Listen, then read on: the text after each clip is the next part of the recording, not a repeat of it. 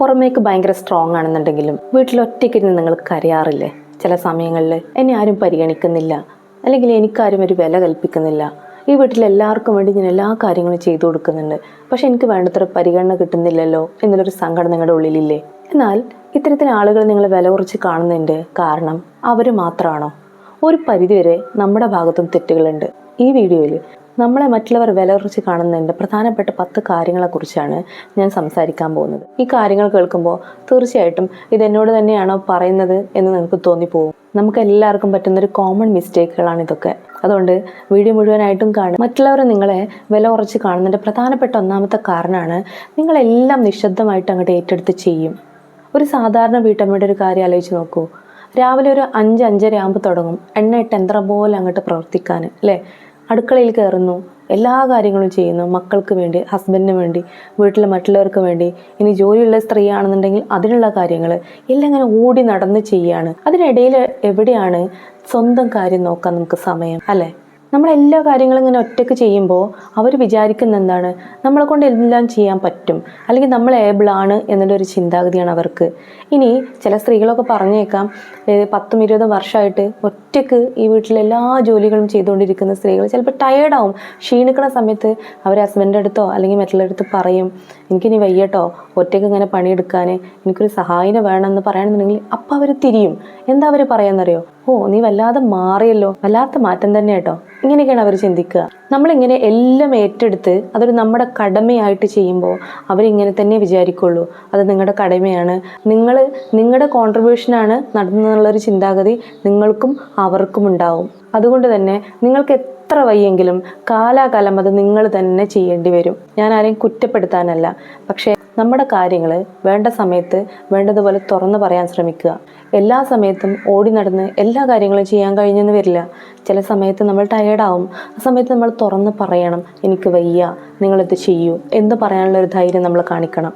ഇനി രണ്ടാമതായിട്ട് നമ്മൾ ചെയ്യുന്ന മിസ്റ്റേക്കാണ് വേണ്ട എന്ന് പറയാനുള്ളൊരു പേടിയും മടിയും. വീട്ടിൽ എന്തെങ്കിലും ഒരു കാര്യം നടക്കുമ്പോൾ, അല്ലെങ്കിൽ റിലേറ്റീവ്സ് വിളിക്കുകയാണ് എന്തെങ്കിലും ഒരു ഫംഗ്ഷന് പോകാൻ, നമ്മൾ തീരെ വയ്യാതെ കിടക്കായിരിക്കും, ടയേർഡാവും, വയ്യ. പക്ഷേ അവരുടെ അടുത്ത് പറഞ്ഞു കഴിഞ്ഞാൽ അവരെന്ത് വിചാരിക്കും, അല്ലെങ്കിൽ മറ്റുള്ളവർ നമ്മളെക്കുറിച്ച് എന്ത് വിചാരിക്കും എന്നുള്ളൊരു ചിന്താഗതിയിൽ നിന്ന് നോ പറയില്ല. നമ്മൾ അവരുടെ കൂടെ പോവും.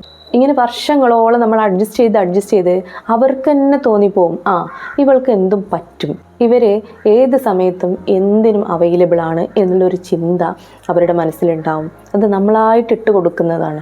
അപ്പോൾ പൂർണ്ണമായിട്ടും അവരെ കുറ്റം പറയാൻ പറ്റുമോ?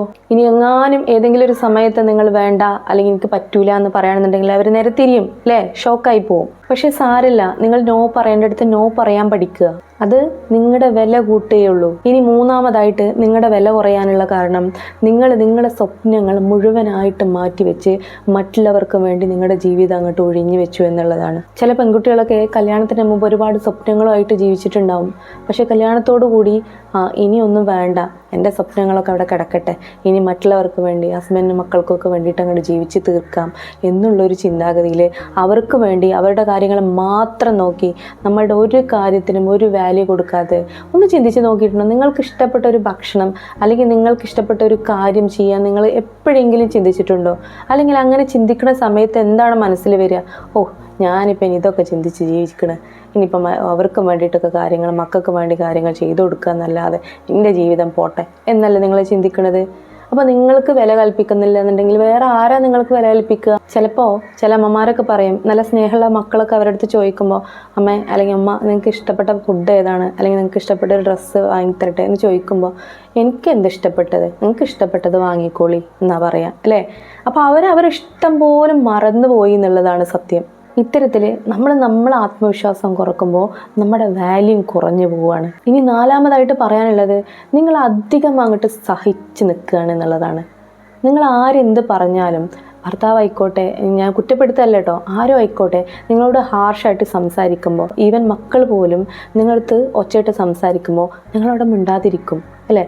ഞാനിവിടെ സംസാരിച്ച് കഴിഞ്ഞാൽ ഇനി അതൊരു വിഷയമാവും, അതുകൊണ്ട് 2 കൈയും കൂട്ടിയടിച്ചാലേ അല്ലേ ശബ്ദം ഉണ്ടാവുള്ളൂ, അതുകൊണ്ട് ഞാൻ മിണ്ടാതിരിക്കാം എന്നുള്ള ഒരു ആറ്റിറ്റ്യൂഡിൽ നിങ്ങൾ നിൽക്കുകയാണെന്നുണ്ടെങ്കിൽ കാലാകാലം ഈ ഒരു സിറ്റുവേഷൻ ഫേസ് ചെയ്തുകൊണ്ട് തന്നെ ജീവിക്കേണ്ടി വരും. അതുകൊണ്ട് നിങ്ങൾ ആരെങ്കിലും വേദനിപ്പിക്കുകയാണെന്നുണ്ടെങ്കിൽ അവരുടെ അടുത്ത് തുറന്ന് പറഞ്ഞോളൂ, എനിക്കത് പ്രശ്നമുണ്ട്, അല്ലെങ്കിൽ ഇങ്ങനെ പറയരുത് എന്നുള്ളത് നിങ്ങൾക്ക് തുറന്ന് പറയാം.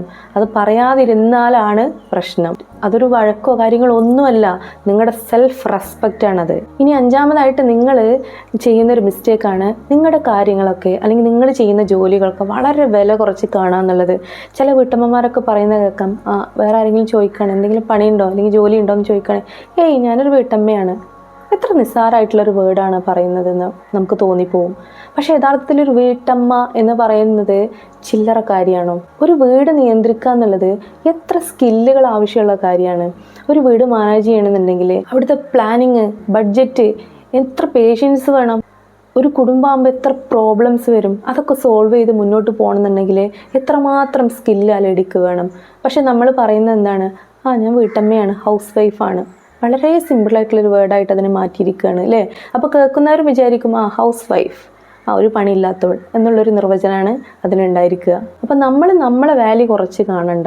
നമ്മൾ ചെയ്യുന്ന ജോലി, അതിൻ്റെ വാല്യൂ നമ്മൾ തന്നെ മറ്റുള്ളവരെ ബോധിപ്പിച്ചു കൊടുക്കുക. അതുപോലെ തന്നെ നമ്മൾ ചെയ്യുന്ന മറ്റൊരു മിസ്റ്റേക്കാണ് അധികം മാപ്പ് പറയും, സോറി പറയും. ചില കാര്യങ്ങൾക്കൊക്കെ നമ്മളിങ്ങനെ സോറി പറഞ്ഞുകൊണ്ടിരിക്കും. ചെറിയ കാര്യങ്ങൾക്ക് പോലും സോറി പറയേണ്ടടുത്ത് സോറി പറയണം, അതല്ല പറഞ്ഞത്. ചിലപ്പോൾ ചില കാര്യങ്ങൾക്കൊന്ന് ലേറ്റ് ആകുമ്പോൾ അയ്യോ സോറി കേട്ടോ, ഞാൻ അങ്ങനെയായിരുന്നു ഇങ്ങനെയായിരുന്നു, ഒരുപാട് എക്സ്പ്ലനേഷൻ കൊടുക്കാൻ നോക്കും. എന്തിന്? അതിൻ്റെ ആവശ്യമില്ല. നമ്മൾ സോറി പറയേണ്ടടുത്ത് മാത്രമേ സോറി പറയേണ്ടതുള്ളൂ. അല്ലാതെ എല്ലായിടത്തും കിടന്ന് ഇങ്ങനെ പറയുകയാണെന്നുണ്ടെങ്കിൽ നമ്മളെ വില കുറച്ചാണ് ആളുകൾ കാണുന്നത്. ഇനി പ്രധാനപ്പെട്ട ഏഴാമത്തെ ഒരു മിസ്റ്റേക്കാണ് നിങ്ങൾ നിങ്ങളുടെ ആരോഗ്യത്തിന് ഒരു പ്രാധാന്യം കൊടുക്കുന്നില്ല എന്നുള്ളത്. വീട്ടിലെല്ലാവരുടെ കാര്യങ്ങളും നിങ്ങൾ നോക്കുന്നുണ്ടാവും.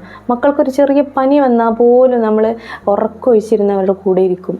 എന്നാലോ അതിലും എത്രയോ ഇരട്ടിയുള്ള പ്രശ്നങ്ങൾ നമുക്കുണ്ടാവും ശരീരത്തിൽ. പ്രത്യേകിച്ച് ലേഡീസ് ആകുമ്പോൾ എത്രമാത്രം ശാരീരിക ബുദ്ധിമുട്ടുകൾ നമുക്കുണ്ടാവുന്നുണ്ട്. പക്ഷെ ആരെങ്കിലും അത് ശ്രദ്ധിക്കുന്നുണ്ടോ? എന്നാലോ നമ്മുടെ സ്ട്രെസ്സ് കൂടി, അസുഖങ്ങൾ ഒരുപാട് കൂടി വല്ലാതാവുമ്പോഴേ നമ്മളത് ശ്രദ്ധിക്കുള്ളൂ. പക്ഷേ അപ്പോഴേക്ക് പിടുത്തം വിട്ടിട്ടുണ്ടാവും. അതുകൊണ്ട് നിങ്ങളുടെ ആരോഗ്യത്തിന് നിങ്ങൾ പ്രാധാന്യം കൊടുക്കുക. എന്നാൽ മറ്റുള്ളവരുടെ കാര്യം നോക്കുന്നതിനോടൊപ്പം തന്നെ നമ്മുടെ ആരോഗ്യം കൂടെ നമ്മൾ സൂക്ഷിക്കണം. ഇനി അടുത്തൊരു മിസ്റ്റേക്കാണ് നമ്മൾ പരസ്പരം താരതമ്യം ചെയ്യും. മറ്റുള്ളവരെ താരതമ്യം ചെയ്യും. അവർക്കതുണ്ട്, അല്ലെങ്കിൽ അവർ നല്ല ലൈഫാണ്, എനിക്കതൊന്നുമില്ല. ഒരുപക്ഷെ നമുക്ക് അവരെക്കാട്ടിലും നല്ല ലൈഫ് ഉണ്ടായിരിക്കാം, പക്ഷെ നമ്മുടെ കാഴ്ചപ്പാടിൽ അവർ നമ്മളെക്കാട്ടിലും മുതിരുന്നതാണ്. ചിലർ റീൽസൊക്കെ ഇട്ട് ഭയങ്കരമായിട്ട് പൊടി പൊടിക്കും സോഷ്യൽ മീഡിയയിലൊക്കെ, പക്ഷെ അവരുടെ റിയൽ ലൈഫ് പക്കാ പോക്കായിരിക്കും. എന്നിരുന്നാലും നമ്മളെന്താ വിചാരിക്കണത്? എനിക്കതൊന്നും ഇല്ലല്ലോ, എനിക്ക് അങ്ങനെയൊന്നും ചെയ്യാൻ പറ്റില്ലല്ലോ എന്നുള്ളൊരു ചിന്താഗതി നമുക്ക് സെൽഫ് വെർത്തിനെ നമ്മൾ ഇല്ലാതാക്കുകയാണ്. അതുകൊണ്ട് ഇന്ന് മുതൽ ഈ താരതമ്യം ചെയ്യുന്ന പരിപാടി നിർത്തുക. നമുക്കുള്ള കാര്യങ്ങളിൽ നമ്മൾ സന്തോഷിക്കുക. നമുക്കൊരു സെൽഫ് വാല്യൂ ക്രിയേറ്റ് ചെയ്തിരിക്കുക. അതുപോലെ തന്നെ മറ്റൊരു കാര്യമാണ്, വീട്ടിൽ എന്തെങ്കിലും പ്രധാനപ്പെട്ട ഒരു കാര്യം തീരുമാനം എടുക്കുന്ന സമയത്ത് നമ്മൾ അതിൽ നിന്ന് അങ്ങോട്ട് മാറി നിൽക്കും. ചിലപ്പോൾ ആളുകൾ നമ്മുടെ അടുത്ത് ചോദിക്കും, ഹസ്ബൻഡോ മക്കളോ ആരെങ്കിലും നമ്മുടെ അടുത്ത് അഭിപ്രായങ്ങൾ ചോദിക്കുക, നമുക്ക് ഇന്ന കാര്യം ഇങ്ങനെ തീരുമാനിച്ചാലോ, അല്ലെങ്കിൽ ഇന്ന ഡേറ്റ് ഫിക്സ് ചെയ്താലോ, ഇതൊക്കെ അത് ചോദിക്കുമ്പോൾ നമുക്ക് നിങ്ങൾ തീരുമാനിച്ചു, ഞാനതിലെന്ത് പറയാനാ എന്ന് പറയുന്നവരുണ്ടാവും.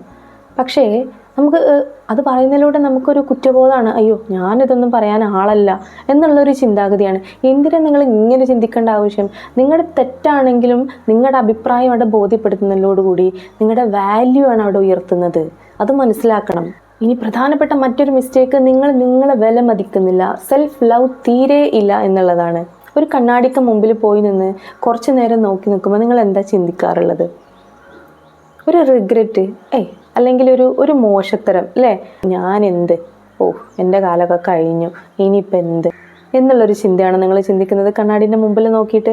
അല്ലെങ്കിൽ ഇങ്ങനെ ഒന്ന് ചിന്തിച്ച് നോക്കൂ, വാവ് ഞാൻ അടിപൊളിയാണ്, ഞാൻ സൂപ്പറാണ്, അല്ലെങ്കിൽ എൻ്റെ മൈൻഡൊന്ന് റിലാക്സ് ചെയ്യണം, ഞാൻ ഓക്കെയാണ്, എനിക്ക് ഇന്ന കാര്യങ്ങളൊക്കെ ഉണ്ട് എന്നുള്ള പോസിറ്റീവായിട്ടുള്ള ചിന്താഗതി വെറുതെ ഇങ്ങനെ പറഞ്ഞു നോക്കൂ. ഒരു സെൽഫ് ലവ്. അപ്പോൾ ആദ്യം അതൊക്കെ നമുക്ക് ഫണ്ണായിട്ട് തോന്നും, പിന്നീട് നമുക്കത് പോസിറ്റീവായിട്ടുള്ളൊരു എനർജി ആയിട്ട് മാറും. അപ്പോൾ റെസ്പെക്റ്റ് ചോദിച്ച് വാങ്ങാനുള്ളൊരു കാര്യം മാത്രമല്ല, സ്വയം ബിൽഡ് ചെയ്യേണ്ടത് കൂടിയാണ്. ഇന്ന് മുതൽ ഇതുവരെ പറഞ്ഞ ചെറിയ ചെറിയ കാര്യങ്ങളിൽ ചെറിയ മാറ്റങ്ങൾ നിങ്ങൾ കൊണ്ടുവന്ന് നോക്കുക. നോ പറയേണ്ടടുത്ത് വേണ്ട എന്ന് തന്നെ പറയുക. ദിവസത്തിൽ ഒരു 30 മിനിറ്റെങ്കിലും നിങ്ങൾക്ക് വേണ്ടി സമയം ചെലവഴിക്കുക. നിങ്ങൾക്ക് ഇഷ്ടപ്പെട്ട കാര്യങ്ങൾ ചെയ്യുക, അതിലൂടെ സന്തോഷം കണ്ടെത്തുക. അതുപോലെ തന്നെ നിങ്ങളുടെ ആരോഗ്യത്തിന് പ്രയോറിറ്റി കൊടുക്കുക. മറ്റുള്ളവരുടെ മുമ്പിൽ അല്ലെങ്കിൽ മറ്റുള്ളവരെ താരതമ്യപ്പെടുത്തി നമ്മൾ സ്വയം ചെറുതാവാതിരിക്കുക.